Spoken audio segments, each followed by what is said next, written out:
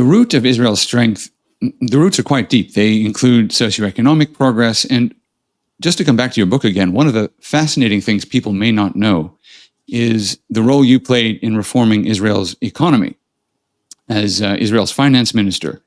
And I wanted to ask you about that because one of the things you did, and you describe it in the book here, is you changed social policies in Israel in a way that actually encouraged family formation, that encouraged people to go to work, but also encouraged people to have children. Today, Israel is the only Western country that has a birth rate above replacement. What can we learn in the United States and the West in general from what Israel has done?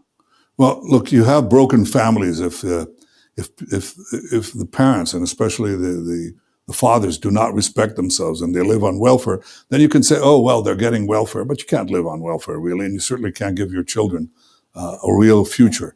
But when people join the job market, when they actually join the job market and they earn a lot more when they do so than they would from welfare handouts, that they have a sense of pride, they have a sense of identity. They impart it to their children who joined the job market too. And so the economy grows.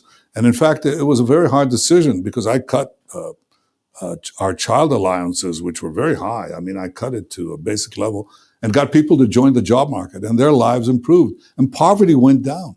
But I also, basically cut taxes, cut unnecessary spending, and did many other things to, stop the monopolization of our economy. Basically, semi-socialist policies that were in Israel for, more than half a century. I did that first as prime minister. I liberated our currency. You couldn't take money out of Israel. You couldn't take more than a handful of dollars out. And when you came back, you had to file it back in the central bank. The thing was ridiculous. You remember there was this magazine called Newsweek? Remember that, right? Yeah.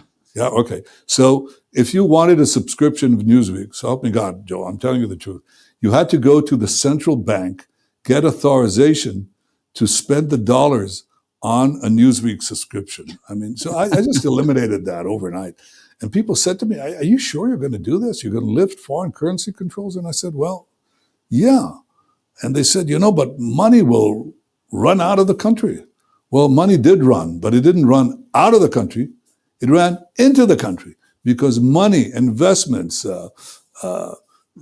trade goes to free economies. It doesn't go to unfree economies. And that's what happened. So Israel, under these policies, which were politically very hard to do, I can tell you, Israel went from $17,000 GDP per capita to over $60,000, which where we're at now. And it's still rising. And I just saw, Joel, something that will amaze you, because it amazed me, I have to tell you. So in the midst of this war, seven-front war, Israel is pelleted with the Iranian missiles, right? You'd expect foreign investment to go down in Israel, right? Right? Sure. Yeah. No, wrong. I just saw a comparative graph. Foreign R&D investments. That is, which country receives investments in R&D from other countries, and rank them by size. So you won't be surprised that the first country is the United States. It's a free economy. It has tremendous capacities, and it has a huge lead. Guess who the second country is? In absolute terms, Israel is only a country of 10 million, remember. We're 1/40th the population of the United States. But we're the second country. In absolute terms, during the war, we get more countries and more foreigners investing in our R&D. The third country, by the way, is Germany, which is 10 times our size, and it has only 2/3 of the investment that we receive. There's ingenuity, there's enterprise, there's innovation in Israel that is almost unlike any other country except the United States. And that transformed the Israeli economy from a paralyzed and closed socialist economy to a free market juggernaut of technology and innovation. And of course, we're pushing that too. In cybersecurity, now in AI. I'm going to pass in the government now a program to stimulate AI because we've got enormous talent here. So I'm very hopeful about the future. And I think this is a component of our strength. It's It helps us, shoulder our military burden. Israel pays for its military. We appreciate the help we get from the United States, but we spend on our own about 4% of GDP on the military. And what is President Trump trying to get the European allies to do? About 2%, right?